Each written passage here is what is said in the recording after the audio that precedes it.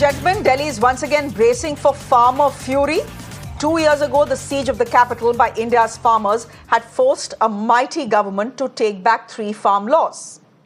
The farmers are back at Delhi's borders 2 years down the line with their tractors and a list of demands.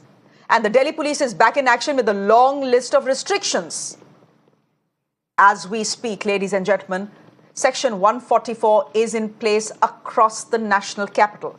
3 cabinet ministers are in Chandigarh to negotiate with the farmers to try and convince them to call off their march to Delhi tomorrow. Question, of course, is why are the farmers up in arms again? The 3 farm laws that they had opposed have been scrapped. What do they want now? First things first, they want a law that guarantees a minimum support price for all crops. Right now, the government gives MSP for about 23 to 24 crops, including wheat and rice. Farmers also want 10,000 rupees pension monthly for all farmers above the age of 60. They also want a farm debt waiver.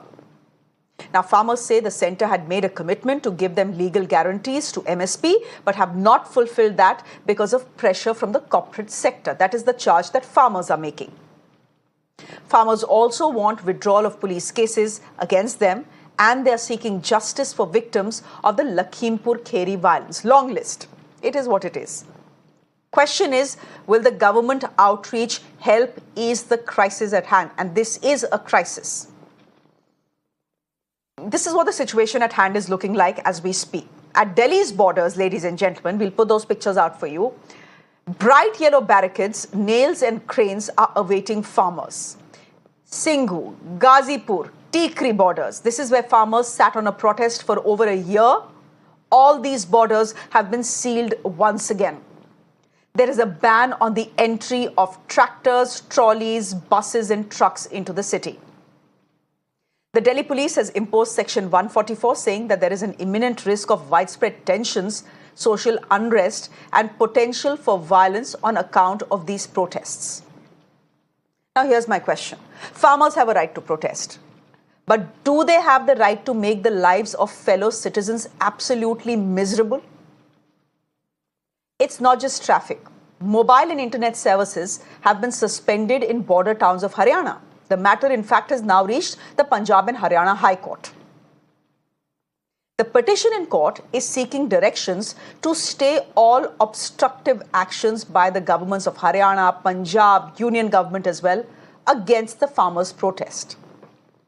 Now, what this petition is saying is that sealing of borders and internet suspension not only violate the right of farmers to protest, but also cause great inconvenience to citizens. The matter will come up for hearing tomorrow.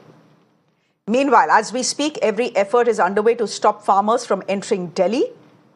A group of farmers from Karnataka, in fact, were detained in Madhya Pradesh's Bhopal. And as we speak, the centre is trying to negotiate. There they are, in Bhopal. They've been detained there. And as we speak, the centre right now is trying to negotiate with farmers. Union Ministers Piyush Goyal, Arjun Munda and Nityanand Rai all meeting farmer leaders in Chandigarh. Now, not all farmer unions are joining in this protest. In fact, the big names from last time are actually missing. But let's keep in mind that it takes very little time for a small protest to turn into a full-blown movement. We've seen that last time. The centre is aware of that. Question is, can the centre's outreach stall the capital's siege?